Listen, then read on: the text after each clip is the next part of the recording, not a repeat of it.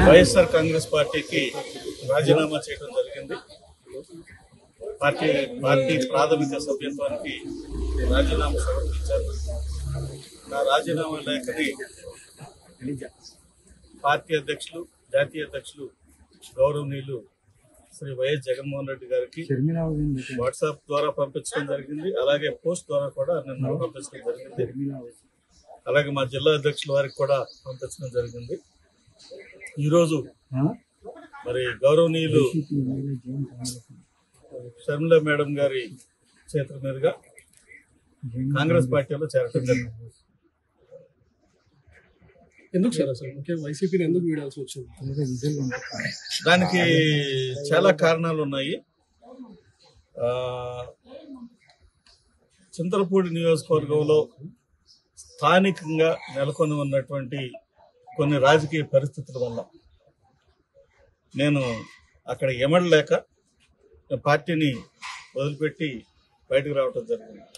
అక్కడ స్థానికంగా మరి కొంతమంది నా మీద కక్ష కట్టి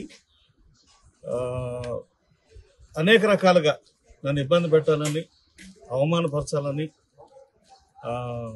చాలా అంటే హేయమైన చర్యలకు పాల్పడ్డారు.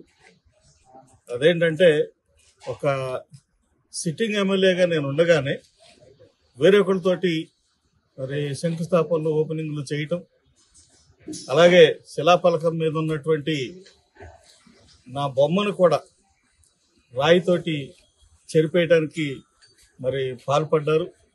అలాగే శిలాఫలకం మీద ఉన్న పేరు కూడా తీసేశారు.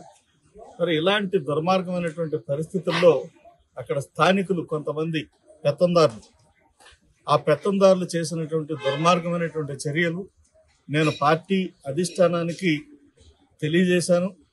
చాలాసార్లు ప్రెస్లో మాట్లాడాను, మీడియాతో మాట్లాడాను. మరి ఈ రకంగా ఉంటే ఇబ్బంది కలుగుతుందని కూడా చెప్పాను. అయితే పార్టీ పెద్దలు ఎవరు కూడా మరి దాన్ని పట్టించుకోకుండా ఇంకా అదే కొనసాగుతూ ఉంది. అలాగే మరి మా పార్టీ అని అనుకుని నేను ఎంతో కష్టపడి నేను పనిచేశాను. నేను పార్టీని వీడక ముందే